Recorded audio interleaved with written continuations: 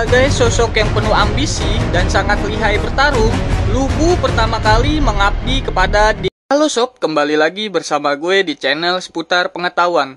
Kemarin gue udah membahas tentang kisah perkenalan sang Panglima Jenderal Lu Bu dan perkenalan Dong Zhao di part satunya ya. Untuk sobat gue yang tertinggal video part satunya, sobat bisa tonton dulu ya, agar cerita kita nyambung di akhir nanti. Yuk kita lanjut video part 2-nya. Tanpa basa-basi lagi, tetap santai, enjoy, dan relax setelah yang satu ini.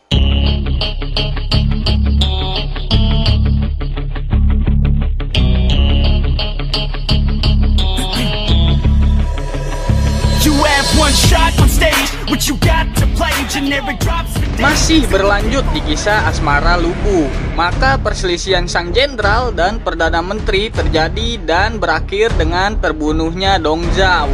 Di dalam kisah Tiga Negara, karakter Dian Chan adalah penyelamat dari masalah kekuasaan Dong Zhao. Namun dalam catatan Tiga Negara, sebenarnya pembunuhan ini sudah lama direncanakan oleh Wang Yun dan menteri-menteri istana lain yang sudah sangat resah dengan kekejaman Dong Zhao. Sementara Lu Bu melarikan diri dalam pengasingan mencari perlindungan kepada Yun Shao. Tetapi karena sikapnya yang congkak dan mengancam terhadap keluarga Yuan Shao berencana untuk membunuh Lu Bu namun gagal. Ia akhirnya menyusun kekuatan lalu menyerang provinsi Shu yang dikuasai Liu Bi. Berhasil merebut kota Xiapi yang saat itu pengamanannya lemah karena Liu Bi sedang menghadapi pasukan Yuan Shu di selatan. Liu Bi lalu mundur ke Xiaopei mencari perlindungan kepada Cao Cao. Pada tahun 198, aliansi Cao Cao, Liu Bi, dan Yuan Shu menyerang Xiapi dan memukul mundur pasukan Lu Bu terus-menerus serta akhirnya mengepung pasukan Lu Bu selama 3 bulan.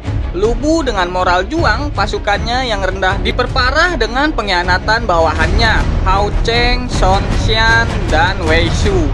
Akhirnya Lu Bu tertangkap oleh Cao Cao dan memohon kepadanya agar menjadi bawahannya.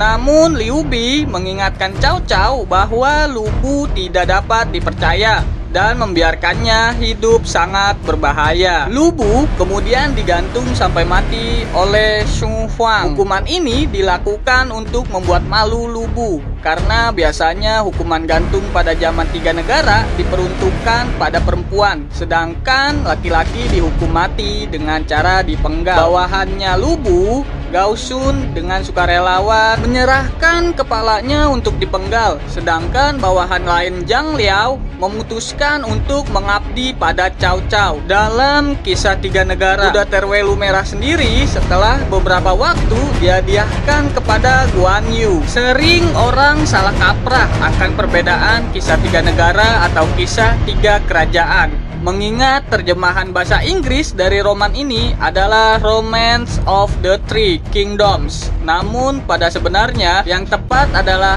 kisah Tiga Negara, mengingat pada klimaks roman ini ketiga pemimpin yang bertingkai seperti Cao Cao, Liu Bi, dan Sun Quan masing-masing telah memalumatkan diri sebagai kaisar dan mengeklaim legitimasi sebagai kekaisaran mewarisi dinasti Han yang telah runtuh. Roman ini ditulis oleh Lu Guanzhong, seorang sastrawan dinasti Ming yang mengambil referensi dari literatur sejarah resmi mengenai zaman Tiga Negara. Tiongkok dimulai dari penghujung dinasti Han, pecahnya Tiongkok ke dalam Tiga Negara dan kemudian dipersatukan kembali di bawah dinasti Jin. Selain dari sejarah resmi, Lu juga mengambil referensi dari cerita rakyat turun-temurun yang dituturkan secara lisan di masyarakat pada masa hidupnya.